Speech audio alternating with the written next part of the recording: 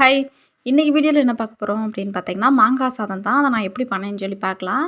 நல்லா ஒரு மாங்காய வந்து நல்லா க்ளீன் பண்ணிட்டு, மேல உள்ள தோல்லாம் சீச்சு எடுத்துட்டேன். அதில பாதி மாங்காய் காணோம்னு நெனைக்காதீங்க. நான் தான் தின்னுட்டேன். அது நல்லா தோல்லாம் சீச்சிட்டு, நல்லா இந்த பீட்ரூட் சீக்கிற இது இருக்கும்ல, காய் சீக்கிறது.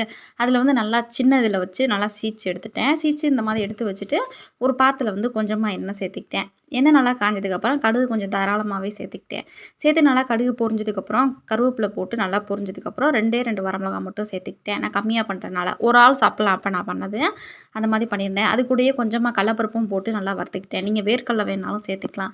சேர்த்து ஒரு 2 நிமிஷம் நல்லா வதக்கிட்டு, அந்த துருவி வச்சிருக்கோம் பார்த்தீங்களா, மாங்காய் அதையும் சேர்த்துட்டு, கொஞ்சம் உப்பு, மஞ்சத்தூள் போட்டு நல்லா வதக்கி விட்டுட்டேன். நல்லா வதக்கி விட்டு அந்த மஞ்சளோட பச்சை வாடை போயி, இந்த மாதிரி எண்ணெய் பிரிஞ்சு வந்ததுக்கப்புறம் வடிச்சு ஆற வச்சிருக்க சாப்பாட போடுங்க. சூடான சாப்பாட போட்டிங்கன்னா கொல கொலன்னு ஆயிரும். நல்லா போட்டு நல்லா எல்லா பக்கமும் மசாலா சாரி அந்த இது ஒட்டுற அளவுக்கு நல்லா கிளறி விட்டுட்டு எடுத்து சாப்பிட்டிங்கன்னா செம்ம டேஸ்ட்டா இருக்கும். கண்டிப்பா ட்ரை பண்ணி பாருங்க.